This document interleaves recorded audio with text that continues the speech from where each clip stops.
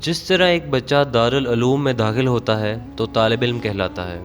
جب یہ بچہ دارالعلوم سے فارغ التحصیل ہو جاتا ہے اور وہاں سے جو بھی تعلیم حاصل کرتا ہے تو اس کو اسی خطاب سے مخاطب کرتے ہیں، مثلاً حافظ، قاری یا عالم دین۔ اب یہ بچہ نہ رہا بلکہ حافظ صاحب، قاری صاحب یا مولانا کے لقب سے ان کو مخاطب کیا جائے گا۔ پھر یہی عالم صاحب کسی دارالعلوم میں تعلیم دینے کے لیے مقرر ہو گئے اور پھر یہی ترقی کر کے شیخ الحدیث، شیخ القرآن یا مفتی ہو جاتے ہیں۔ اس کو سب جانتے ہیں۔ حضور صلی اللہ علیہ وآلہ وسلم قرآن ناطق ہیں، پھر یہ قرآن شریف کتابی شکل میں مرتب ہوا۔ دنیا میں لاتعداد قرآن شریف عکس در عکس گھروں میں موجود ہیں۔ جس قرآن شریف کی بھی تلاوت فرمائے وہی ثواب ملے گا جو حضور صلی اللہ علیہ وآلہ وسلم کی حیات ظاہری میں ملتا تھا، اور وہی فیوز و برکات اب بھی ہیں جو اس وقت تھے، اور تا قیامت یہ بات جاری و ساری رہے گی۔ اللہ تعالیٰ نے حضرت آدم علیہ السلام کو اپنا خلیفہ بنایا، اور حضور صلی اللہ علیہ وآلہ وسلم نے بھی اسی سنت الہی کو جاری رکھا کہ آپ صلی اللہ علیہ وآلہ وسلم نے اپنے خلیفہ بنائے۔ پہلے خلیفہ حضرت سیدنا ابو بکر صدیق رضی اللہ تعالیٰ عنہ، دوسرے خلیفہ حضرت سیدنا عمر فاروق رضی اللہ تعالیٰ عنہ، تیسرے خلیفہ حضرت سیدنا عثمان غنی رضی اللہ تعالیٰ عنہ، چوتھے خلیفہ حضرت سیدنا علی المرتضیٰ رضی اللہ تعالیٰ عنہ ہوئے۔ پھر خلفائے راشدین کے خلیفہ ہوئے، پھر ان خلیفاؤں کے خلیفہ ہوئے، اور یہ سلسلہ خلافت چلا رہا۔ حضرت سعد رضی اللہ تعالیٰ عنہ سے روایت ہے کہ نبی کریم صلی اللہ علیہ وآلہ وسلم نے فرمایا کہ میری امت کے 70,000 یا 7 لاکھ افراد جنت میں داخل ہوں گے۔ حضرت ابو حازم کو یاد نہیں رہا کہ ان میں سے کون سی تعداد مروی ہے، جو ایک دوسرے کا ہاتھ پکڑے ہوئے ہوں گے اور ان کے چہرے 14ویں رات کے چاند کی طرح ہوں گے۔ حوالہ بخاری شریف جلد سوم کتاب الرقاق۔ اسی لیے اہل طریقت کا جو طریقہ ہے اسی حدیث کی روشنی میں ہے۔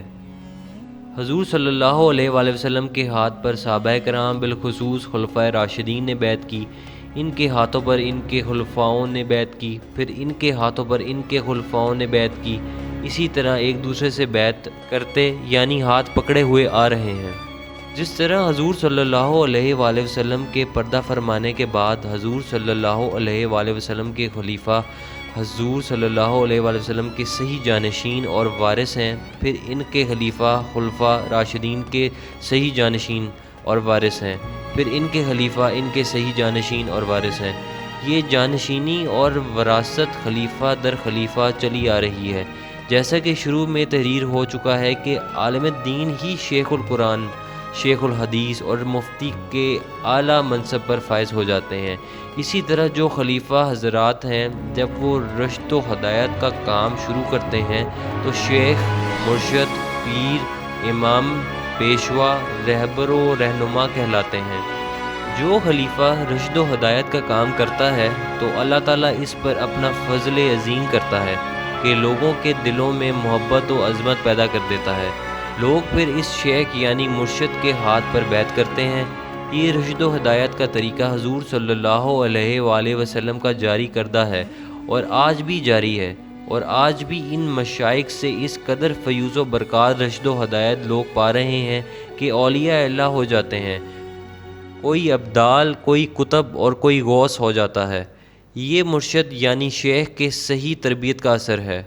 بغیر بیعت مرشد کے کوئی بھی اولیاء اللہ نہیں ہوتا، کیونکہ جب اللہ تعالیٰ کو جانتا نہیں تو اللہ تعالیٰ کا دوست کیسے ہوگا؟ جیسا کہ اللہ تعالیٰ کا حکم ہے کہ رسول اللہ صلی اللہ علیہ وآلہ وسلم کی اطاعت میری اطاعت ہے، اور حضور صلی اللہ علیہ وآلہ وسلم کی محبت میری محبت ہے۔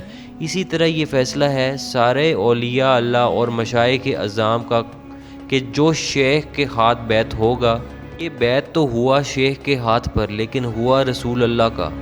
جو رسول اللہ صلی اللہ علیہ وآلہ وسلم کا بیعت ہوا وہ اللہ کا بیعت ہوا، جو اللہ کا ہوا وہ مقبول و محبوب بارگاہ الہی ہوا۔ جس طرح حضرت امام حسین رضی اللہ تعالیٰ عنہ نے حضرت مسلم بن عقیل رضی اللہ تعالیٰ عنہ کو کوفہ بھیجا کہ تم میری طرف سے بیعت لینا، تو بیعت حضرت مسلم بن عقیل رضی اللہ تعالیٰ عنہ کے ہاتھ پر تھی۔ لیکن یہ بیعت در حقیقت حضرت امام حسین رضی اللہ تعالیٰ عنہ سے تھی۔ یہ رشد و ہدایت کا طریقہ حضور صلی اللہ علیہ وآلہ وسلم کا جاری کردہ ہے اور آج بھی جاری ہے اور تا قیامت جاری رہے گا، اور آج بھی مریدین مشائخ کے ہاتھوں پر بیعت ہو کر اللہ اور رسول اللہ صلی اللہ علیہ وسلم کی بارگاہ میں مقبول و محبوب ہو جاتے ہیں، اور اولیاء اللہ ہو کر ابدال، کتب اور غوث ہو جاتے ہیں۔ جو پیدائشی ولی ہوتے ہیں ان کو بھی بعد میں ظاہری بیعت کرنی پڑتی ہے۔ اس کا تفصیلی ذکر کتاب الطریقہ عرفان الہی میں موجود ہے۔ اب قیامت تک حضور صلی اللہ علیہ وآلہ وسلم کا جاری کردہ سلسلہ رشد و ہدایت جاری رہے گا۔ یہ تمام اولیاء اللہ اور مشائخ یعنی مرشد ان کامل کا فیصلہ ہے کہ جو بیعت شیخ کامل کے ہاتھ پر ہوگا وہ بیعت اللہ اور رسول کا ہوگا، جیسا کہ تفسیر روح البیان پارہ نمبر 22 صفحہ 246 کے اردو ترجمے کا حوالہ پیش خدمت ہے۔ ولی اللہ کعبے سے افضل ہے، انسان کامل ولی اللہ کعبے سے افضل ہے، اور ایسے ہی اس کا ہاتھ حجر اسود سے افضل ہے، کیونکہ نبی پاک صلی اللہ علیہ وآلہ وسلم کے وصال کے بعد وہ تجلیات آپ صلی اللہ علیہ وآلہ وسلم کے وارثین کی طرف منتقل ہوئیں، اسی لیے وہ کعبہ و حجر اسود کی حقیقتوں کے اسرار کے مظاہر ہیں۔ اسی لیے کہا جاتا ہے کہ حجر اسود کا چومنا شریعت اور اولیاء اللہ کے ہاتھوں کا چومنا حقیقت یعنی طریقت ہے، اور ان کی بیعت در حقیقت اللہ تعالیٰ اور اس کے رسول صلی اللہ علیہ وآلہ وسلم کی بیعت ہے۔ حضور صلی اللہ علیہ وآلہ وسلم کے پردہ فرمانے کے بعد خلفائے راشدین کے دور خلافت میں صحابہ کرام اور صحابہ کرام کے ساتھ ساتھ خلافت راشدہ میں جتنے بھی اہل علم یعنی عالم دین، حافظ قرآن، فقہ، مجتہد وغیرہ ہوئے ہیں، سب نے بیعت کی۔ حضرت امام ابو حنیفہ رحمۃ اللہ علیہ، حضرت امام مالک رحمۃ اللہ علیہ، حضرت امام شافعی رحمۃ اللہ علیہ، حضرت امام حنبل رحمۃ اللہ علیہ، یہ سب مشائخ سے بیعت ہیں۔ اس کا ذکر کتاب حقائق تصوف میں دیکھیں۔ حضرت امام غزالی رحمۃ اللہ علیہ اور ان کے بھائی احمد غزالی رحمۃ اللہ علیہ اور لاتعداد اولیاء اللہ بیعت ہیں، جن کا ذکر کرنے سے کتاب کی سخاوت بڑھ جائے گی۔ ہماری کتاب طریقہ عرفان الہی اور حقائق تصوف میں اس کا کافی ثبوت موجود ہے۔ بیعت کو تو سب مانتے ہیں، اگر کوئی انکار کرتا ہے تو اس کی معلومات نہیں ہے۔ شہادت کے لیے 2 گواہ کافی ہوتے ہیں۔ پھر ہم نے کثیر تعداد میں اس سلسلے میں ثبوت پیش کیے ہیں کہ مشائخ کا اتنا بڑا مقام ہے کہ ہر دور میں لوگ اللہ اور رسول صلی اللہ علیہ وآلہ وسلم کی بارگاہ میں مقبول اور محبوب ہونے کے لیے اور اللہ تعالیٰ کے قرب و عرفان کے لیے بیعت ہوئے اور کامیاب ہو کر آفتاب ولایت بن کر چمکے ہیں۔ اللہ تعالیٰ کے بندوں کو رشد و ہدایت کا طریقہ بتایا اور ان سے لوگوں کو فیوز و برکات بھی حاصل ہوئے، اور ان کے علم و عمل کی روشنی سے لاتعداد بندگان الہی استفادہ حاصل کر رہے ہیں۔